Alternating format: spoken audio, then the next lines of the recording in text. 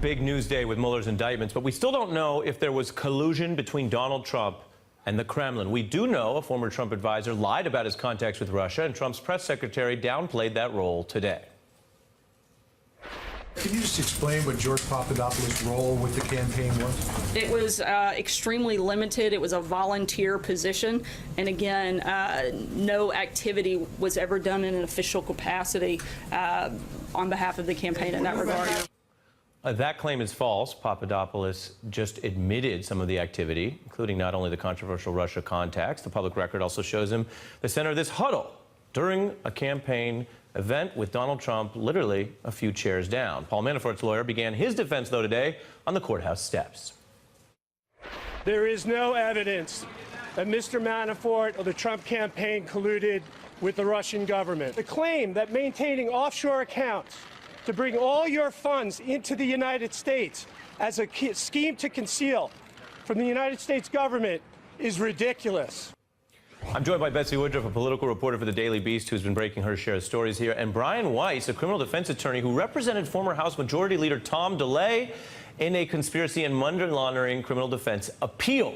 Go to you, Brian. What is the best defense here for at least these two indicted individuals from the Trump orbit today?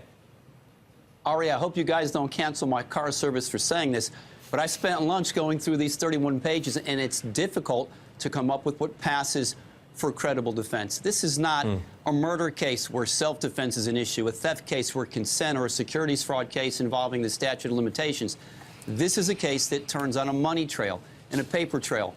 And this is not a situation where a great lawyer can break down a lying cop or a thieving snitch.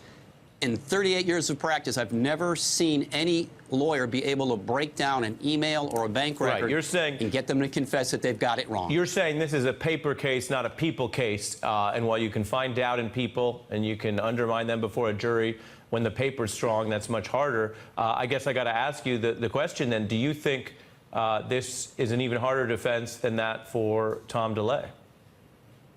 You know, in DeLay, Ari, we had a situation where basically nobody disagreed as to what Tom did. The question was whether or not the prosecution overreached and created a crime out of a series of innocent acts. So at the end of the day, what the Court of Appeals found in acquitting Tom is that assuming everything that the prosecution said was true, it didn't constitute criminal conduct. That is not this case.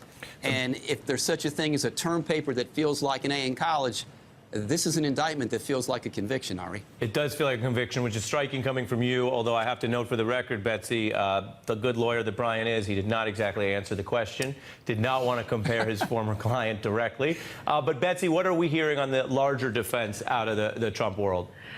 The folks that I've spoken to today who are in that space have taken a fairly bullish tone when it comes to talking about these issues. And I think one thing that's important to remember here is that given that Manafort has been indicted under FARA, which is the law that bars people from secretly lobbying for a foreign government in the United States, that's something that's really new. We haven't had a serious FARA indictment, I believe, in decades. So one thing that we've already heard from Manafort's defense team that we're likely to hear going forward is that this is a novel interpretation of the way that the FARA statute works and that it's politically motivated. That's a case that we can expect Manafort's defense team to make. My guess is that the legal process here is going to be quite long, quite drawn out. It wouldn't be surprising to me if there are also some criticisms of the way that the Mueller probe has functioned, potentially even charges of prosecutorial misconduct from the defense. Right, look, they know they're in a corner, they know it's going to be tough. Brian, can I ask you a silly question?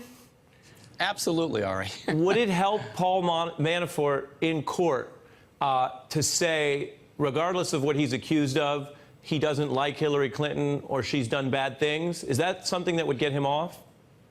Well, it depends. If they change venue to the Hamptons, if they change venue to the coal country of Pennsylvania, your guess is as good as mine.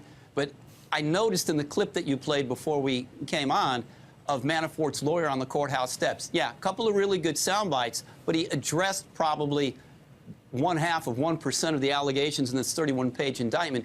He's going to have to do better than ridiculous by way of mounting a credible defense to these allegations. Right, and tweeting about Clinton may be a political strategy. It's not something that tends to move the judges running running the traps, or the jurors making the final call if it gets to that point. Brian Weiss and Betsy Woodruff on a busy news day. Thank you so much. Hey there, I'm Chris Hayes from MSNBC. Thanks for watching MSNBC on YouTube. If you want to keep up to date with the videos we're putting out, you can click subscribe just below me, or click over on this list to see lots of other great videos.